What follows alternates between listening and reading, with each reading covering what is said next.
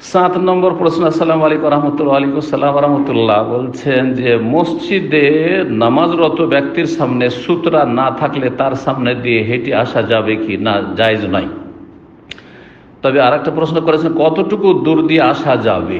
সেজদা যত দূর পর্যন্ত করছে তত দূর তার অধিকার, তার মাঝখান দিয়ে যাওয়া হারাম এবং গুনাহ।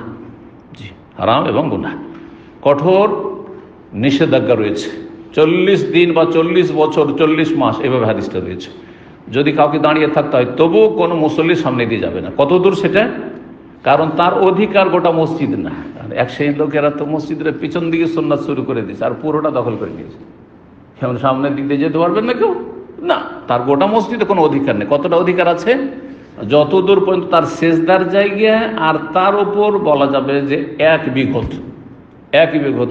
কারণ নবী সাল্লাল্লাহু আলাইহি ওয়াসাল্লাম সম্পর্কে একটি হাদিস সহিহ বুখারীতে রয়েছে যে নবী সাল্লাল্লাহু আলাইহি ওয়াসাল্লাম এবং কিবলার দেয়ালের মাঝে কতটুকু ব্যবধান থাকতো, বলছে মামারুসা, একটা বকরি অতিক্রম করার সমান জায়গা। তো একটা ছাগল অতিক্রম করার জন্য 1 বিঘত জায়গা যথেষ্ট।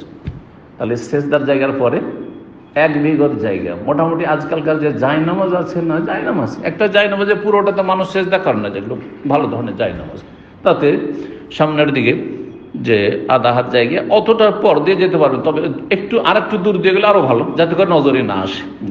দূর দিয়ে রাস্তা থাকে দূর দিয়ে যাবেন।